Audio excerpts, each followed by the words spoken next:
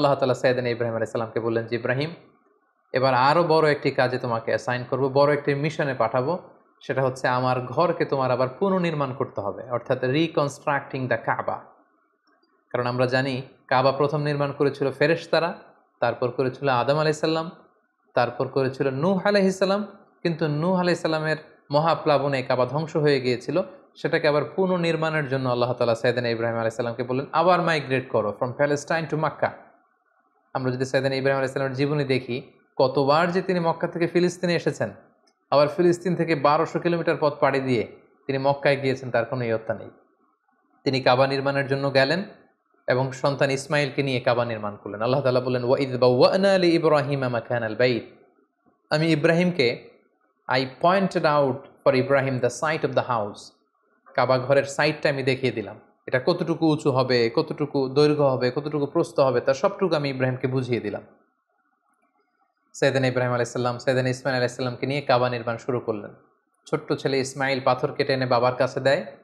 বাবা ইব্রাহিম আলাইহিস সালাম রাজমিস্ত্রির ভূমিকায় অবতীর্ণ হলেন। তিনি নিজ হাতে আল্লাহ তাআলার ঘর কাবা তিনি নির্মাণ করতে শুরু করলেন। বাপ ছেলে দুজনই পড়তে আরম্ভ করলেন, রব্বানা তাকাব্বাল মিন্না ইন্নাকা আনতাস সামিউল আলিম। হে আল্লাহ, আপনি আমাদের পক্ষ থেকে এই ইফোর্ট, এই ডেডিকেশনকে, এই কাজকে আপনি কবুল করে নেবেন। এবং আল্লাহ তাআলা বললেন যে, ওয়াইদ জাআলনাল বাইতা মাসাবাতান লিন-নাসি ওয়া আমনা। আমি এই কাবা ঘরকে, ইব্রাহিম ইসমাইলের পদধূলি ধন্য এই কাবা ঘরকে গোটা বিশ্বের মানুষের মিলন কেন্দ্র বানালাম। যেটা আমরা হজ উমরার সময় দেখি, more than 2 million Muslims they gather together in কাবা।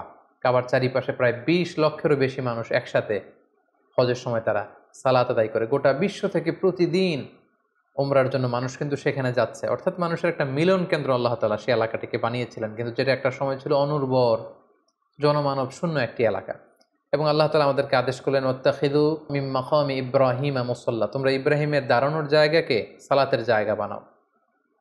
অর্থাৎ যেই পাথরের উপর দাঁড়িয়ে সাইয়েদনা ইব্রাহিম আলাইহিস সালাম কাবাকে রিকনস্ট্রাক্ট করেছেন, আজ পর্যন্ত এই 2500 হাজার বছর পরেও সেই পাথরটি আজও সংরক্ষিত আছে। আপনারা হজ উমরা যারা করেছেন তারা দেখেছেন সেই পাথরটির চারদিকে সেটা সংরক্ষিত আছে। সাইয়েদনা ইব্রাহিম আলাইহিস সালামের ফুটপ্রিন্ট সেখানে আছে, পায়ের ছাপ আছে।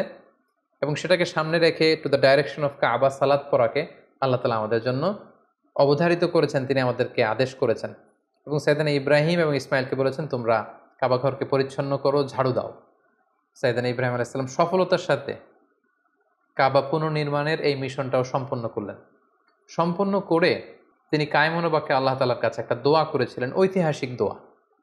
তিনি বলেছিলেন, রব্বানা ওয়াবআথ ফীহিম রাসূলান। হে আল্লাহ, এই মক্কায় আপনি একজন রসুল পাঠাবেন, ইয়াতলু আলাইহিম আয়াতিক, যে আপনার আয়াত তেলাওয়াত করবে, ওয়া ইউআল্লিমুহুমুল কিতাবা ওয়াল হিকমা, এবং এই এলাকাবাসীদেরকে তিনি আপনার কিতাব শিক্ষা দিবে, সুন্নাহ শিক্ষা দিবে, ওয়া ইউযাক্কিহিম, তাদেরকে পরিচ্ছন্ন করবে, ইন্নাকা আনতাল আজিজুল হাকিম, আপনি মহাপরাক্রমশালী, আপনি প্রজ্ঞাময়। এই বরকতপূর্ণ দোয়ার বদৌলতে বেসিক্যালি আল্লাহ তাআলা আখিরি জামানার পয়গম্বর বিশ্বনবী মুহাম্মদুর রাসূলুল্লাহ সাল্লাল্লাহু আলাইহি সাল্লামকে প্রায় 2500 বছর পরে মক্কায় শেষ নবীর আগমন ঘটে।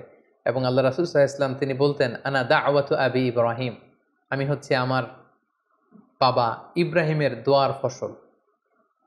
ওনার দোয়ার বদৌলতেই আল্লাহ তাআলা আমাকে এই পৃথিবীতে শেষ নবী করে পাঠিয়েছেন। একেবারে শেষ পর্যায়ে আল্লাহ তাআলা ইব্রাহিমকে বললেন যে, ইব্রাহিম, তুমি মক্কা ছেড়ে যাওয়ার আগে মক্কাতে একটি ঘোষণা দাও, ঐতিহাসিক ঘোষণা, বিগ অ্যানাউন্সমেন্ট। সেটা কিসের ঘোষণা? সেটা হচ্ছে হজের ঘোষণা। কিভাবে হজ শুরু হলো, তুমি হজের ঘোষণা দাও। সাইয়েদনা ইব্রাহিম আলাইহিস সালাম বললেন, আল্লাহ, এখানে কোনো মানুষ নেই, কোনো জনপদ নেই, কেউ নেই, আমি কার কাছে হজের ঘোষণা দেব? আল্লাহ তাআলা বললেন, তুমি শুধু ঘোষণাটা দাও, গোটা বিশ্বের মানুষের কানে এই ঘোষণা পৌঁছে দেওয়ার দায়িত্ব আমি আল্লাহ নিজে নিয়ে নিলাম। সুবহানাল্লাহি ওয়া বিহামদিহি। আল্লাহ তাআলা বলছেন, ওয়াআযযিন ফিন-নাসি বিল হজ্জ ইয়াতুকা রিজালা ওয়া আলা কুল্লি দামিরি ইয়াতিনা মিন কুল্লি ফাজ্জিন আমিক। ইব্রাহিম, তুমি ঘোষণা দাও, তোমার এই ঘোষণার বদৌলতে দেখবে আগামী বছর থেকে গোটা বিশ্ব থেকে মানুষ আসতে শুরু করবে। এবং সাইয়েদনা ইব্রাহিম আলাইহিস সালাম সাফা পাহাড়ের উপরে উঠলেন, কোনো বর্ণনায় জাবালে আবু কুবাইসের উপরে উঠলেন, উঠে ঘোষণা দিলেন, আইয়ুহান নাস ইন্না রাব্বাকুম ক্বাদ ইত্তাখাযা বাইতান ফাহাজ্জু। হে গোটা বিশ্বের মানুষ, আল্লাহ তাআলা একটি পবিত্র ঘর নির্মাণ করেছেন আমার মাধ্যমে, তোমরা এই ঘরে হজ পালনের জন্য আসো।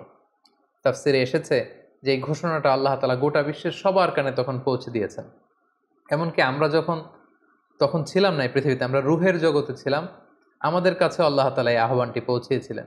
এবং রুহের জগতে আমাদের মধ্যে থেকে যারা লাব্বাইক লাব্বাইক বলে এটার আনসার আমরা করার সুযোগ পেয়েছি, তাদেরকে আল্লাহ তাআলা এই পৃথিবীতে কাবা জিয়ারতের এবং হজ পালনের সুযোগ দান করে থাকবেন।